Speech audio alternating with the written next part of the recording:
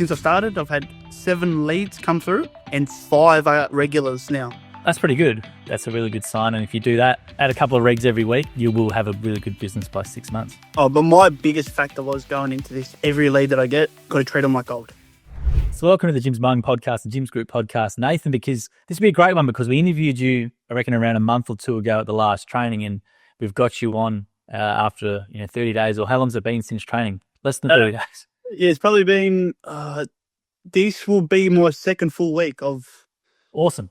14 days into it. So we got 14 days into it from training. So this is a great sort of time to see how everything's going, because obviously starting a business is not easy, and just sort of talk about your experiences and how's everything been. But first off as well, if people don't know a little bit about your background with Jim's Mowing, do you want to just share a little bit about how you got involved with it? So my dad has currently still got a Jim's Mowing franchise. He's had one for 27 years. And when I was on school holidays as a kid, I always used to go out with him, make a little bit of pocket money on the side. Had never had the intention of opening up my own. And I just woke up. It was playing on my mind for quite a while, like, what do I do with myself, my career-wise? And I've always had a slight passion for it. So I thought, you know what, I might as well take a plunge and go out on my own. And yeah, now we're here. And what were you doing prior? I worked for a plumbing company. Yeah. And did you just have enough of it, or you want to be your own boss, or what was the thing for you? Be my own boss. Yeah, yeah. And I've seen what my dad can do, and I thought, why not? And I know we'll try and get your dad on, but he want to come on. Bit of stage fright.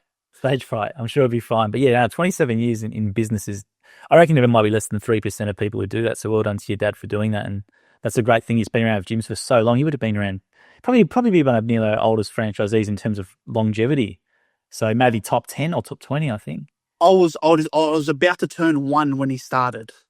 Yeah, that's amazing. And so you probably have had more, time to sort of research everything, and you've actually just seen it from your dad firsthand. So, in those years watching your dad do his business, what did you notice about it, and what did you sort of think?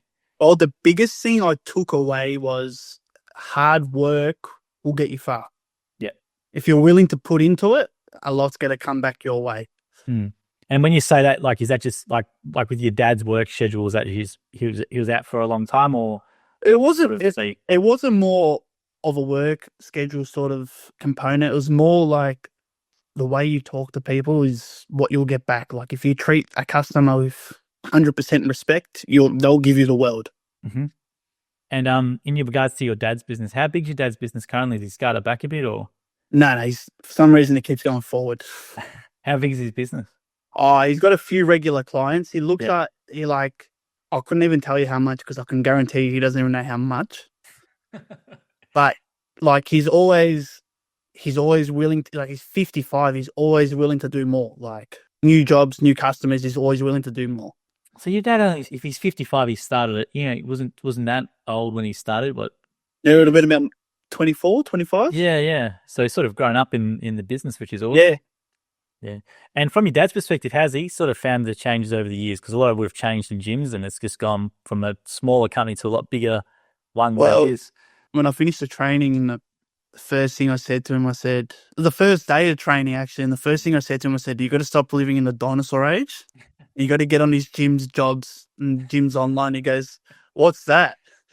I go, throw your diary in the bin.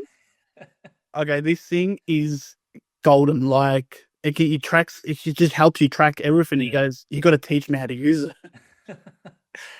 We've got some, I think we've got some good training material being done by that. But yeah, Jim's Jobs is an awesome app, and nothing wrong with the diary. A lot of the guys still use a diary, but you can now, Jim's Jobs is pretty good if you get on with it. It's made for the mowing guys, really, so it's a good one for you guys. Exactly. Now, first 2 weeks in business, Nathan, you've gone from training into doing the business. Maybe what are maybe some of the hard things been for you from doing it? Well, the season that we're currently in. Yes, a bit of rain coming cold now. Yeah. Winter. That's probably the only thing, that stopped me a little bit is the rain. Yep. And the work coming in. But other than that, it's been a whirlwind. Like, each day is something new. You don't know what to expect. And how have you gone with the business side of it, like doing your invoicing and things like that? Perfect. Yeah. Using Jim's Jobs, obviously? Yes. Yeah. Now, how do you just are you sending invoices after every job on the site, or how do you do it with your? I won't leave a job until that customer's got an invoice. Oh, really? Okay, so you go back in the vehicle, just get your phone Yeah. out and just do the Yeah, I'll do phone, and some prefer, like the older customers prefer a hand invoice or written invoice. Yeah. And I just give them a written invoice. And with scheduling and things like that, how you been going with that? Good. I take it as it comes, Joel, to be honest. At the moment it is a bit quiet. Yeah. So whatever comes my way, really, like if I've got to go a bit further out then work backwards, I will. Yeah, so I'll just take it as it comes. Like I really don't, at the moment, I don't really have a schedule like of what areas I target first. Sure. It's just what comes in and then I'll go from there. Did you buy a new sale or did you buy some clients? New sale. Okay, so you're starting from scratch at the start of winter. It's a pretty challenging thing. It's probably the hardest thing to do in Jim's Mowing is what you've done. My former staff member Greg used to do our videos, did that, and it's a tough start doing that. 100%. Did you realize that when you did it, or were you tempted to wait till spring, or what was? No, like for me, I remember sitting down and I was scrolling through the gym's website and I came to the frequently asked questions, and they said when the best time to start a franchise, and I clicked on and they go winter. I'm like, yeah, because it gives you time to see how things run and the process of it all. And I said to myself, for me, I got to do it. I got to do it now. Like, I'm going to do something. I got to do it straight away. And I just slowly, after training, I think we finished training on the Saturday. The Monday was my last day of my old job. Tuesday, I spent picking up all my equipment. Then Wednesday, I actually started. But yeah, no, I wasn't going to wait till spring because I know come springtime, it's going to be chaos. Yeah, that's true. And how do you go with your quoting? How have you gone with quoting? Because that can always be a tricky thing for new people. Good. Like, obviously I've got my dad to fall back on. Ah, yes. If I'm not sure of how to quote some, just flick him a couple of photos. But for me, like, I've just gone off past judgment, Joel. Like, what I've seen him quote people and try working within the same. And what do you try and sort of work off for yourself? Like, do you have a set rate for yourself, or how are you sort of judging your own? Oh, something my dad always taught me, never quote a job off a photo or never without seeing it in person because it can be very deceiving. So obviously I'll say to a customer, look, more than happy to come and give you a quote. I just don't quote over the phone or video. That's a good thing. And most customers are okay with that, or how do you get around that objection? Yeah, and most customers prefer me to come here so they can put a name to the face. Yeah. And just say, my name's Nathan, I'm here, would you like a quote? And, since I've started, I've had 7 leads come through. Yeah. And 5 are regulars now. That's pretty good. Yeah, that's a really good sign. And if you do that, add a couple of regs every week, you will have a really good business by 6 months. Oh, but my biggest factor was going into this, every lead that I get, got to treat them like gold. And when you say treat them like gold, what's that mean to you? Do you want to explain it to people? Well, I go by the saying, treat them like gold. Like, you got to treat them like they're your family. So you're going to go do them service. You got to make sure 110% that they're on side. Like, they're happy with everything that you do. And so they're going to call you back. Like, I always give a set price of what I'm going to quote. Then I'll say to a customer, say if them, for example, a lawn's $150. Then I might say, if you'd like it done on a regular basis, it'll be $90. And that's what I feel like it grabs them a lot. So, that's a big discount as well, yeah. Because then I know like the first time might take 45 minutes, but I'll go 3 weeks time and I go back and might take me 20. And they know, all right, this guy means business. Like. And what types of other services have you been doing in the 2 weeks? Mowing mainly.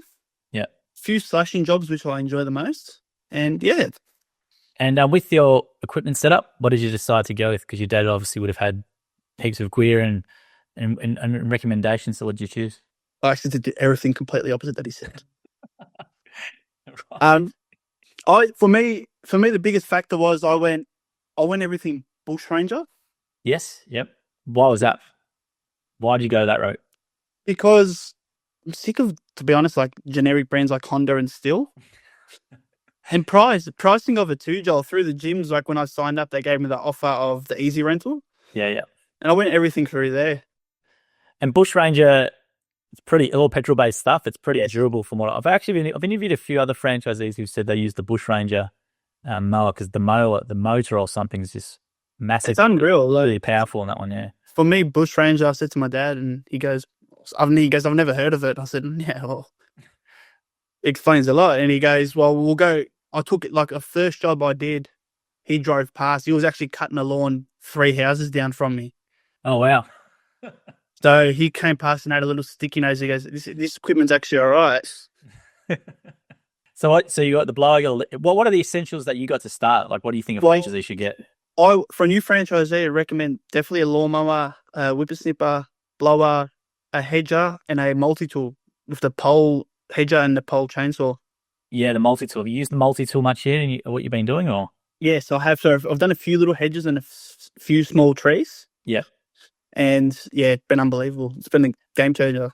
Yeah, multi-tools are really good. I think John always recommends them in training and stuff like that. And how did you find the mowing component held you in good stead to do what you're doing? Because it's a mowing component. A lot of people think you come and you train with a line trimmer and a mower, which is not the case. It's more theoretical based.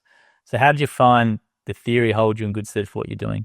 Like for me, I took, who was it? John Wilds, when on the Saturday. For me, the Saturday was like, wow, because it was talks about operations in your franchise, and for me that was massive. Like, just to hear it from someone else. Yes, I've heard it from my dad, but to hear it from someone else as well.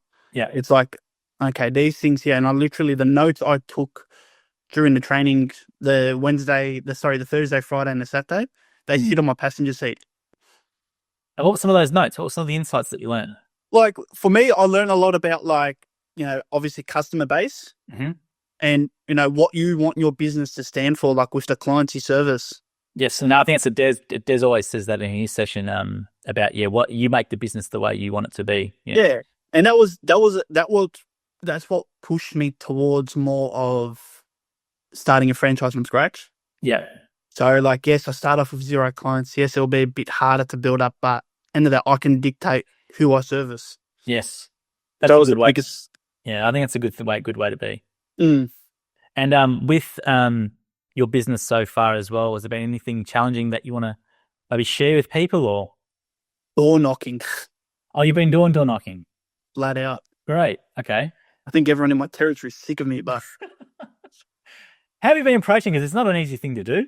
But I think it's a great skill for anyone, because I think you're getting rejected. If you can it's not an easy thing to do it, but if you push through it, I think it's a really, really handy thing to have. Well, you said in the training, set up a Facebook page and an Instagram page. Yeah. And I did that. And the first 2 days that I set it up, they just went bananas. Like, my first full week was based off Facebook jobs, like people reaching out on Facebook. Then I went down the route of, all right, yes, there's one job here, one job there. Then I went down the route went to real estate agents. I picked up 2 real estate agents in my territory off that. Then I went. How'd you get that? Did you do that by just going into their offices? Yeah. I knew one of them because he used to manage my rental property, and he reached out when he saw my Facebook page. Then another one I went into, and I just said, look, I'm the new local gardener within the area. Here's a few business cards. Actually, I didn't have business cards at the time because I was still on order. I used the generic brochure. Yeah. And I just literally wrote my number on there with a marker.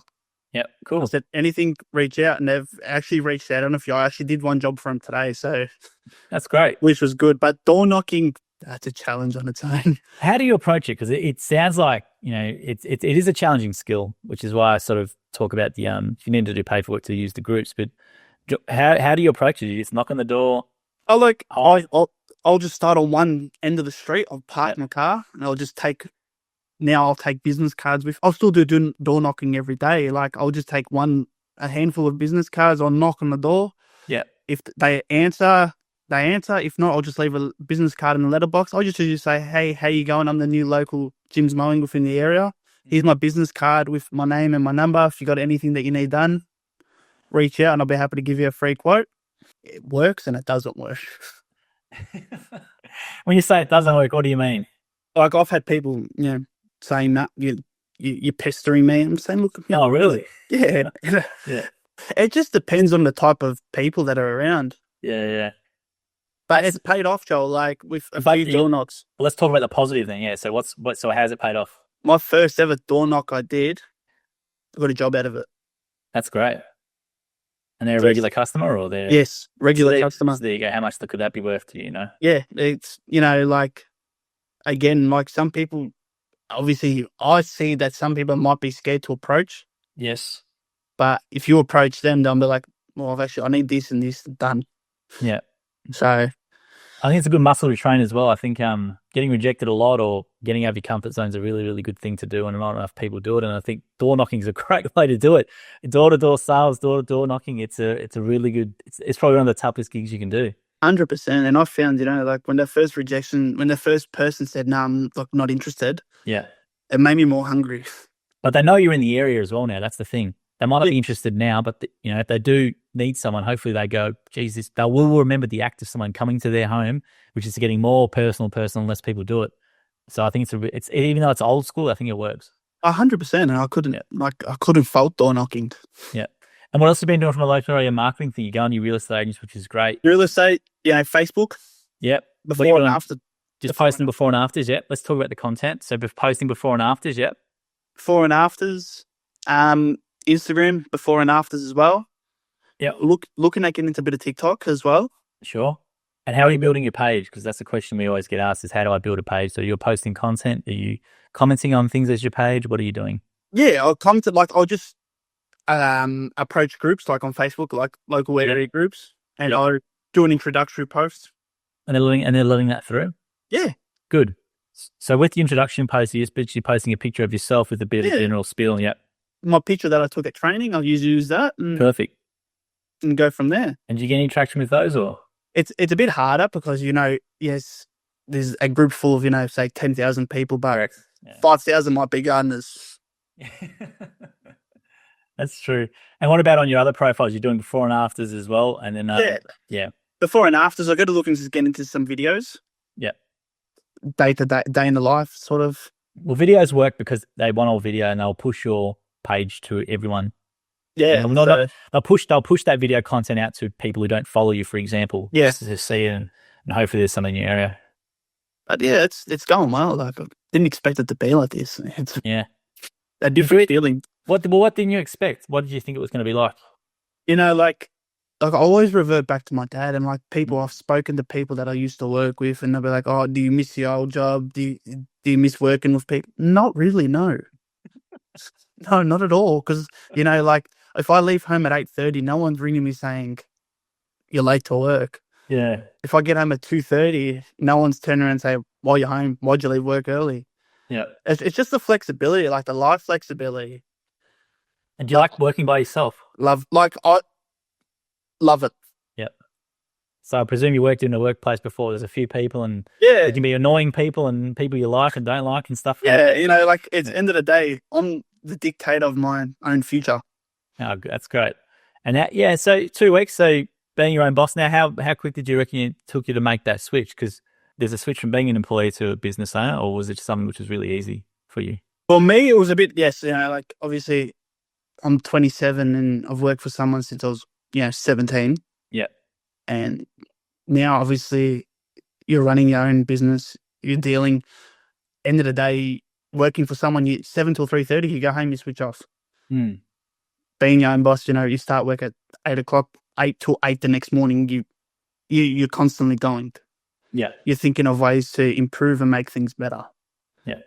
But like I keep telling people, like, they're like, "Oh, as if you'll go cut grass for a living." I say to them, you laugh now. You say that now. But like people reach out, and there's especially with gyms, there's a good support base. Like my franchise has been remarkable. Who's your franchisor? John Formosa. Oh, Johnny, yeah. Everything, like anything I need, I'll reach out, bang, straight away I get a phone call. That's cool. That's good to hear. And do you think there's a bit of a stigma from your mates regards to home services? Because I think there's still a lot of stigma regarding, cleaning and gardening and stuff. But I think the professional services, sometimes people who work in those fields look down on it, which I think is crazy because for one, you probably make more money than them. 2, you're your own boss. And 3, you're going to be healthier and happier in the long run over them. So what do you think from that perspective? What I say to my mates is, I said, well, if you need someone to come cut your grass, don't call me if you got something to say. But no, like a lot of my mates, they do work for people, and I say to them, if you feel like I I never pictured myself doing this. Yeah. I never did. But, an opportunity came. I had a thought, and I thought, you know what? If I can be my own creator, why not? I think it's a good point you make, Nathan, because I think people, especially working corporates and stuff, have this identity. So when you meet someone, you go, "Hi, I'm Joel." The next question will be, "What do you do?" And they have this identity with their job, and I think that's what gives them their sort of title. When you take that away from someone, they get a bit lost, and then all of a sudden they're changing it to a business owner, which I think is the way you got to look at it. It doesn't matter if you're doing gardening, cleaning, antennas, whatever. You're a small business owner, doesn't? Yeah, exactly. And your vehicle to do that is just helping people with garden maintenance and gardening, which is really rewarding. Yeah, and like if like I said, I used to work for a plumbing company. I used to do all their block drains, and I said to my wife, I'll get satisfaction of making a customer happy if I unblock a drain. Yeah. So imagine the satisfaction I can give someone by cutting their lawn that hasn't been cut in 6 months. Yeah. Like for me, that's everything. If I can make 5 of my customers happy a day, my job's done. I think the gardening person who comes into someone's house is a bit more well received than maybe some other things as well. It's more fairly priced, and they can see instantly what you've done when you leave. And I think it's a good aspect of it. Because their house, you might make their house stand out from everyone else, and yeah, I've seen it firsthand. With my dad, like he'll get a job page, he'll go cut a lawn. Then someone might hear the whippersnipper going and be like, "Oh, while you're here, can you come cut mine?" And it's a chain of events that just unfold. How are you enjoying the gym's customers, and how have you been enjoying them? Love them. Yes, you get your bad bunch. Yeah. You get your 1 or 2 that waste your time, but it's part of it. Yeah. Like this just teaches you how to grow resilience and be stronger. With your business, like what are you hoping to ultimately do? So you're 27. You want to get to a certain regular customer number? You want to put on staff? What do you want to do for your business? Well, ideally, I want to be, I want to eventually expand. Yep. Even keep putting on staff, take on more work, even by moving to a franchisor role. You sure you want to be a franchisor? I don't know. I've seen my dad. My dad's actually, he goes, I'll just be happy pushing lawnmowers. Yeah. Yes. Sometimes I think the best place in gym is probably be a franchisee. And Johnny, if John for most is watching, you might get a laugh out of it. But franchisors, it can be very tough as well. Yeah. And putting on staff, even buying another franchise, Yeah, yeah. You just expanding that way. My dad goes, like you said, you've got 2 paths. You can stick to yourself and do, your 7 till 4, or you can, really push it and expand it to any way you want. And then did your dads do that, or did you put in stuff? No, he stayed small. He stayed small. So I guess he had his his workers that worked for him. Yeah, yeah. But like me, nearly all my cousins worked for him. Oh, really? We just all helped out where we could, and we all enjoyed it. Yep. But for me, I've always been the one to take a risk more than any of them. Well, I think Johnny Wilds, who you did training with, he started off as a small trainer. I remember I met him back in 2019, and then now he's got like 9 people. And he's got a factory. He's got all this stuff as well. So it's you can definitely scale it to what you want. I think the good thing with gyms though is you can earn good money if you just do a sole trader though. So if you want to do sole trader, don't want to deal with people and employees and stuff, you can make good money. But if you do want to expand, the opportunity's there. 100%. And it's exciting. Like the future, you don't know what it's going to hold. And what did your wife think about what you're doing? She was a bit at the start, because we just got married in November. Oh, okay, right. Yep. So when I brought the idea to her, she goes, "Good joke." And I said to her, I'm dead serious. And she goes, "Well, if you're dead serious, you got to make it work. Yep. You have to make it work." And yes, my first week, I did bring more money home than I did in 2 weeks of my regular job. Good. That's good to hear. She goes, "Oh, it does work." But she's, obviously she's been the biggest support and it's helped through so much. Without her, I wouldn't have been able to obviously get this going. It's great to hear. And is there anything else I haven't asked you, Nathan? I'm sort of trying to think what else I can ask you because you're only 2 weeks in. Is there anything else I haven't asked you that I should ask you? Well, I would say the biggest thing I could say to someone that's, probably, when this comes out and someone watches it, you're tossing and turning about doing it, just do it. If you're in the ability that you can do it because it made me feel 100 times better. That's a great point. So it made you feel better in terms of mentally, or just like you're doing your own Mental thing? health, like, Yeah. and you got the ability to control you. Yeah. You don't have to answer to anyone, like you can still do the things you love. Like I coach soccer, for example, right? Mm-hmm. And while I was working at my old job, it was hard, because work on call, and then you still got to go do things. You work 7 to 5, you might get a job after hours, then you still got to go coach soccer, and you're tired the time you go home. And like Was your background a plumber? I'm not like I used to work for a plumbing company. I used to do all Okay. this. Yeah. Yeah. Yeah. So you're not tired much anymore, even though you're doing a physical day, or? My job was still pretty physical, but Yeah. just knowing the mental health side of it, if you want to stop, you can stop and take an hour break, and no one's going to question you otherwise. I should have asked you earlier, but yeah, the physical side. So you did have a physical job before, but how's the physical element going? Like, is it you do use a bit for the muscles, which you might not use for a while. So how's that all been? Yeah, it's going good. Lucky my wife's an osteo, so It helps. I get looked after in that way. But Yeah. people might think it's a physical job. I'm not. Yes, there's people that do it that are not into physical movement, but like once you do it and do your first customer, it just makes him more hungry. Like that's my biggest thing. Well, I think there's a moment. I think doing these interviews from the corporate guys, it generally takes them around a month. If they push through a month, then they get used to it and all that sort of stuff. But there's a month. If you're a corporate sort of person who's not used to that physical stuff, you've just got to go through that break-in period, and then once you get through that, you'll be right to go. 100%. Yeah. Is there anything else? Who do you coach in soccer? What team? Brunswick Juventus, under 14s. Okay, and they're in a VPL 1? VPL 2. VPL 2. Are they going to get promoted this year? You'd hope. They're actually doing really well. So yeah, well, there you go. And then is there anything else, Nathan, I should ask you? I think I've asked you as much as I could. Yeah, pretty much it. Well, appreciate you coming on. So 2 weeks into your Jim's Mowing franchise, it's great. We generally have people from 30 days. So I think you're the quickest new starter to come on. So we appreciate that. And it's great to hear how positive you are and how you want to build your business as well. And we hope that, maybe in a year or two's time, if your dad wants to come on board, that'd be great to get him on. And there's a pump up for being around. I reckon he'd probably be, I have to look at the system, maybe top 10 serving franchisees. So it'd be good to give him some sort of recognition as well. 100%. No worries. Well, appreciate your time, Nathan. Thanks for Job. coming on. Thank you for listening to the episode of the More Than Just Mowing podcast by Jim's Mowing. If you do need help with your local gardening expert, please give us a call at 131 546 for Australia, 0800 454 654 for New Zealand, or head to jimsmowing.com.au or jimsmowing.co.nz. If you liked what you heard, please make sure you leave us a review as well, wherever you consume your podcast. We appreciate your support. And until next episode, we hope you have a great week.